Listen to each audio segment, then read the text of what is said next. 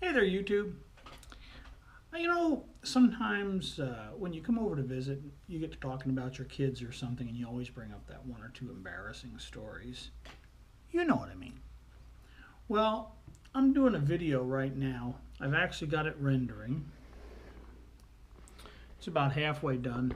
I visited my daughter this last weekend in New Orleans, and I got to thinking, why not tell you guys a couple of stories about when my daughter was younger, and I thought you might enjoy them. The first one, I used to work a lot in communication systems, and I used to go to the 911 center. That's the place where they actually dispatch the calls, and sometimes they'd get some pretty weird calls in there. So they asked me one day, they said, "Hey, Jerry, do you want to hear an interesting call?" Sure, why not? What do you got? So they go and they hit the button on the recording, and honestly, I didn't think of it at the time. I should have got the recording, but anyway, it went something like this: 911, what's your emergency? And then you hear this like 5 or 6 year old girl.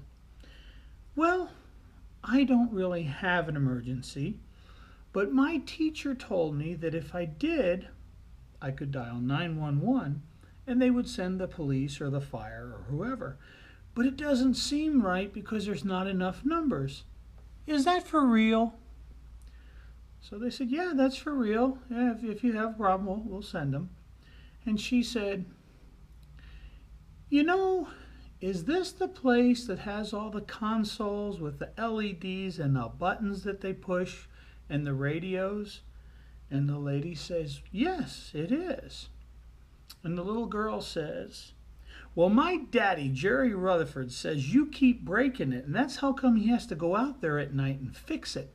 And you'd better stop or I'm going to come down there. So by this point in time, the fire department over on this side is just like in tears, laughing so hard.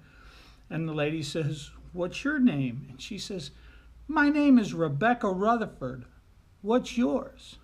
And the lady says, my name is Gwen. To which the little girl replies, oh, my daddy told me about you. He says you've got a foot like an elephant and you keep stepping on the pedals and breaking them, and you'd better stop that or I'm going to come down there. Well, by this time now the police and the EMS people are just, they're just dying. So, yeah, we all had a good laugh at that one, and off we went. Well, about 2 days later, I'm heading for home, and I hear over the radio, hey, Victor, 911's got a broken emergency switch. Can you go over there and take care of it? And I picked up the radio and I said, disregard Victor, I'm en route. I'll be there in just a little bit. I swung by the house and I picked up Becky.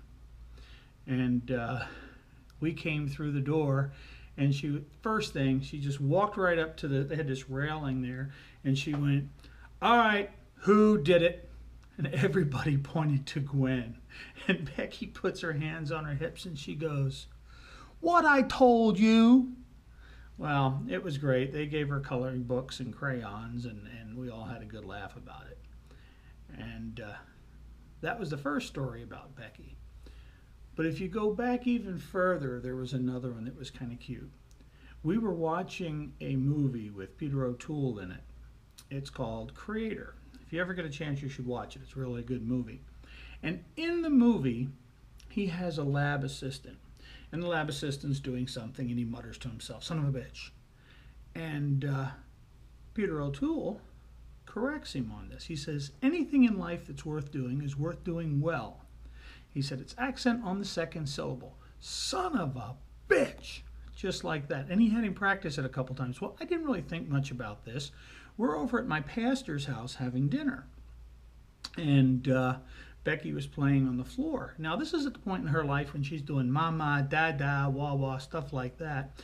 And she's playing with her doll, and the head pops off. And she looks at it and goes, son of a bitch.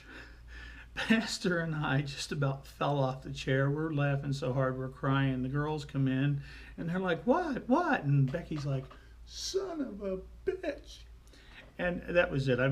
They're all embarrassed and flustered and trying to make her stop, and Pastor and I are just having a grand old time. And he's like, well, if my doll's head came off, I'd say that too. And the girls are like, don't encourage her.